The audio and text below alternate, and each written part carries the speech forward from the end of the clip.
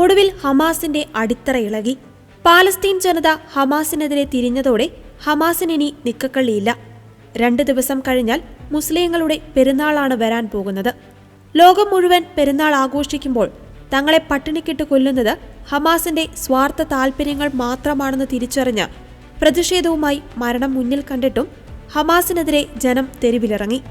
പാലസ്തീനികൾ നടത്തിയ ഹമാസ് വിരുദ്ധ പ്രതിഷേധങ്ങളെ അടിച്ചമർത്തുന്നതിന് തീവ്രവാദ സംഘടനയ്ക്ക് കുറച്ചു ദിവസത്തേക്ക് വെടിനിർത്തൽ ആവശ്യമായി വന്നു.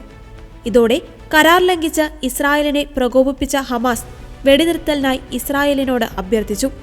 ഇസ്രായേൽ വഴങ്ങിയില്ല.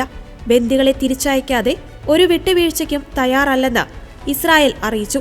പാലസ്തീനികളെ ഇനിയും പ്രകോപിപ്പിച്ചാൽ ഹമാസിന്റെ വേരറക്കുവാൻ അത് കാരണമാകുമെന്ന് തിരിച്ചറിഞ്ഞതോടെ ഖത്തറിനോടും അമേരിക്കയോടും തങ്ങൾക്ക് വേണ്ടി മധ്യസ്ഥത നിൽക്കുവാൻ ആവശ്യപ്പെടുകയാണ് ഹമാസ്.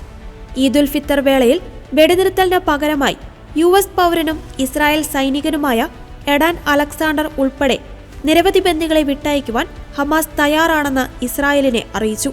അതേസമയം വെളിച്ചമോ വെള്ളമോ ലഭിക്കാത്ത ഭൂഗർഭ തുരങ്കത്തിലാണ് എഡാൻ അലക്സാണ്ടർ ഉൾപ്പെടെയുള്ളവരെ പാർപ്പിച്ചിരിക്കുന്നതെന്ന് തിരിച്ചെത്തിയ ബന്ദികൾ പറയുന്നു. ജീവിച്ചിരിക്കുവാനുള്ള സാധ്യതയുണ്ടെങ്കിലും ഹമാസ് ഇയാളെ പലതവണ ക്രൂരമായി പീഡിപ്പിച്ചതായി മോചിപ്പിക്കപ്പെട്ട ബന്ദികൾ വെളിപ്പെടുത്തിയിരുന്നു. നവംബർ അവസാനം ഹമാസ് പുറത്തുവിട്ട അലക്സാണ്ടറിന്റെ വീഡിയോയിൽ അദ്ദേഹം ഹീബ്രുവും ഇംഗ്ലീഷും കലർത്തി സംസാരിക്കുന്നതും മുഖം പൊത്തി കരയുന്നതും കാണാൻ സാധിക്കും.